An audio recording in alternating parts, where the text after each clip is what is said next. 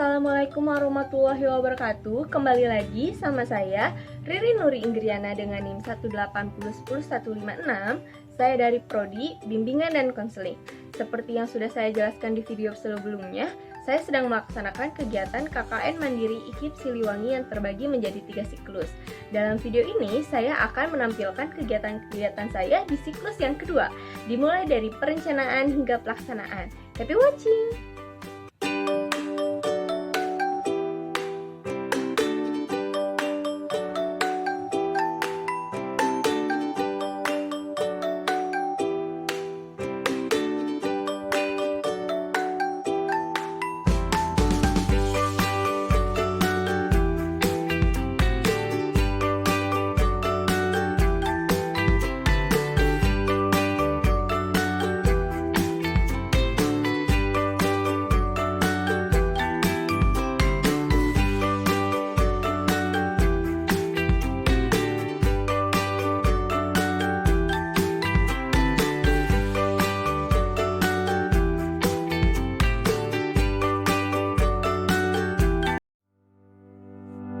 SD Negeri Cibabat Mandiri 1 Cimahi beralamat di Jalan Daeng Muhammad Ardiwinata Komplek Nata Endah nomor 171 RT 7 RW 2 Cibabat Kecamatan Cimahi Utara Kota Cimahi. Memiliki akreditasi A dengan Ibu Lilis Aryati sebagai kepala sekolah, memiliki 26 guru, menggunakan kurikulum SD 2013, memiliki 20 ruang kelas, 1 perpustakaan dan 2 sanitasi siswa. Bismillahirrahmanirrahim.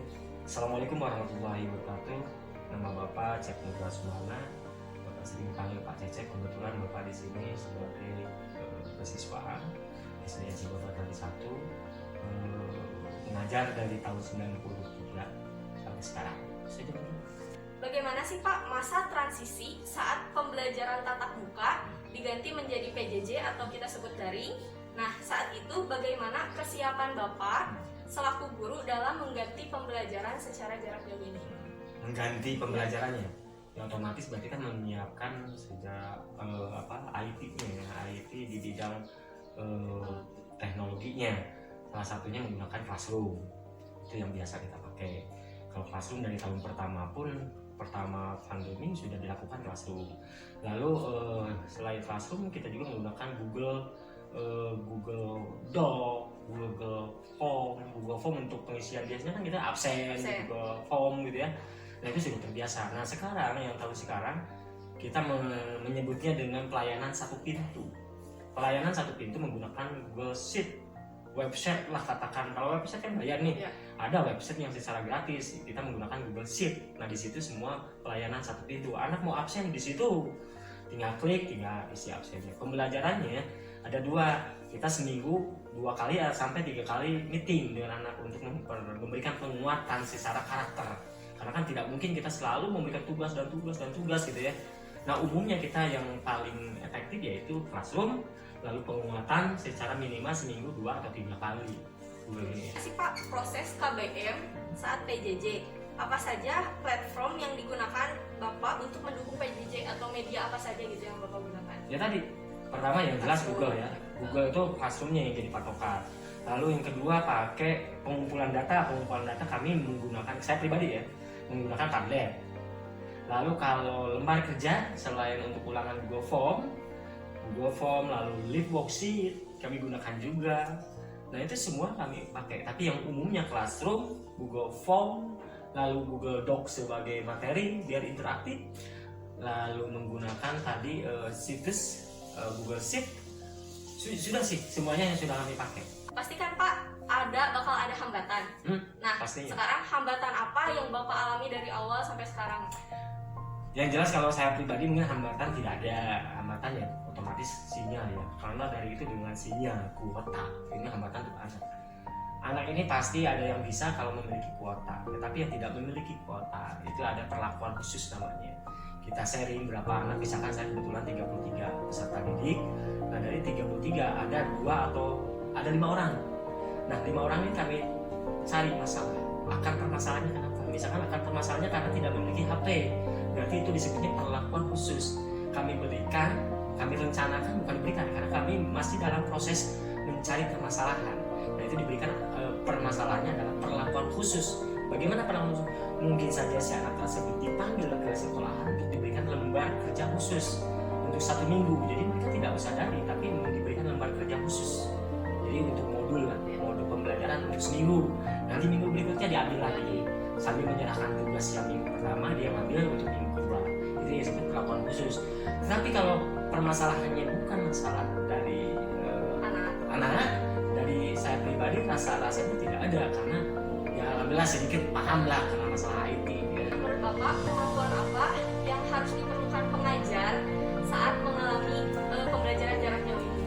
Yang paling utama yang harus diperlukan skill kemampuan kita untuk merangkul anak-anak kita, karena sekarang ini kan kurikulum itu tidak menjadi patokan, bukan ketuntasan sekarang kurikulum itu hanya sebagai acuan saja, tapi tidak tuntas, tidak usah tuntas, bukan tidak usah bahwa anak jadi aja enggak, tetapi bagaimana meningkatkan anak atensi.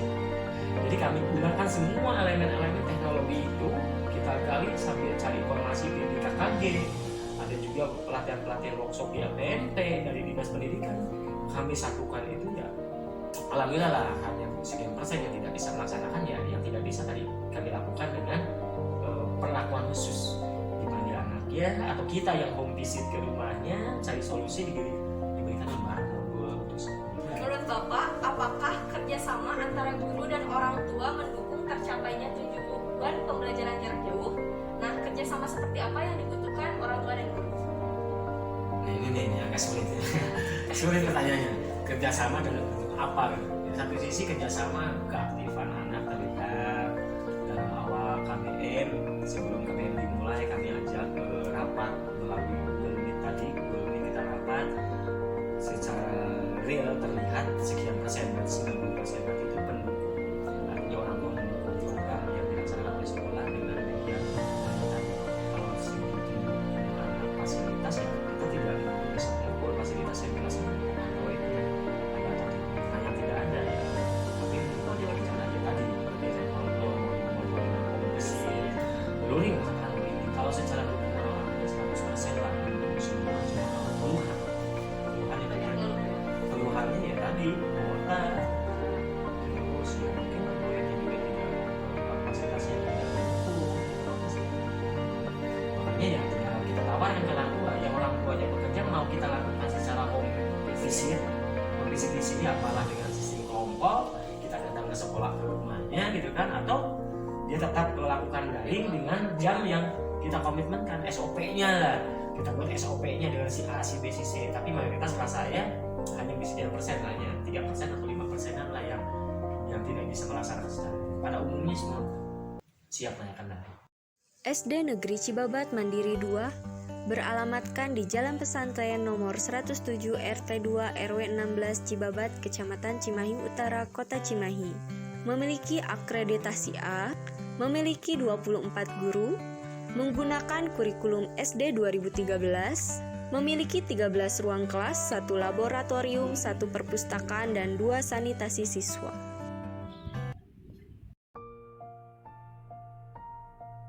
Oh ya, perkenalkan nama Ibu Zulfa Airunisa. Sekarang Ibu mengajar kelas 1 dan di semester sebelumnya Ibu mengajarnya kelas 2, tapi sekarang alhamdulillah diamanahkan sebagai wali kelas 1. Bagaimana masa transisi saat pembelajaran tatap muka diganti menjadi PJJ atau biasa kita sebut daring? Saat itu, bagaimana kesiapan Ibu selaku guru dalam mengganti pembelajaran dari tatap muka langsung ke daring? Ya, pastinya kalau awal-awal ya namanya juga masa transisi, jadi kita tidak bisa serta-merta langsung bisa menyesuaikan. Pasti awalnya banyak sekali kendalanya yang kita alami, terutama dalam media yang harus kita gunakan saat belajar itu apa. Kita kan awalnya belum tahu ya, ternyata udah ada Classroom, terus udah ada YouTube dan juga ada Telegram. Asalnya kan Ibu menggunakan WA ya. Nah, lama-kelamaan banyak seminar-seminar, pelatihan-pelatihan, apalagi yang banyak tentang IT gitu. Nah jadi awal-awal kendala kesana-sananya pasti udah sudah terbiasa dengan adanya daring ini. Bagaimana sih Bu proses KBM saat PJJ? Apa saja media yang digunakan Ibu sekarang untuk mendukung pembelajaran jarak jauh? Ya kalau saya dalam proses pembelajaran ini menggunakan grup Telegram, menggunakan Google Classroom dan juga menggunakan YouTube. Nah, hambatan apa aja yang Ibu alami saat pembelajaran jarak jauh? Hambatan yang saya alami waktu pembelajaran jarak jauh itu kebanyakan dari orang tua ya. Kebanyakan kan lagi daring kayak gini, orang tua bekerja juga, belum juga. Jadi perannya ada dua lah, mengajarkan anak juga bekerja. Kendalanya paling di situ karena Kemampuan apa yang harus dimiliki seorang pengajar dalam menghadapi PJJ gitu Bu? sejauh ini kemampuan yang paling harus banget dikembangkan atau dimiliki oleh pendidik itu sih ke bidang IT ya. Jadi teknologi itu benar-benar di zaman ini harus sangat menguasai. Apalagi kan aplikasi-aplikasi, terus kita harus bisa membuat media yang kreatif, yang membuat anak itu tidak bosan gitu. Ibu, apakah kerjasama guru dan orang tua mendukung tercapainya tujuan pembelajaran saat PJJ? Nah, kerjasama seperti apakah yang dibutuhkan? Ya, menurut saya itu kerjasama itu sangat penting sekali, apalagi kita dengan orang tua ya. Karena kan kalau misalnya tidak dengan orang tua, kita dengan siapa lagi? Kalau dengan anak kan tidak cukup ya. Kalau misalnya di sekolah kita secara langsung dengan anak bisa langsung, jika salah langsung dibenarkan. Tapi karena sedang PJJ ini, jadi kita harus sering berkomunikasi dengan orang tua. Misalnya bagaimana pembelajaran hari ini, ada yang sulit nggak, kesulitannya apa, boleh dibantu misalnya. Jadi setiap hari itu kayak ada perbaikan atau evaluasi dari satu hari ini, ditanyakan ke orang tua. Jadi saling sharing, kan harus berkolaborasi ya. Alhamdulillahirabbil alamin, untuk kegiatan di siklus 2 sudah saya tampilkan. Terima kasih yang telah menonton. Mohon maaf jika masih banyak kekurangan dalam video ini. Sampai jumpa di siklus 3. Wassalamualaikum warahmatullahi wabarakatuh.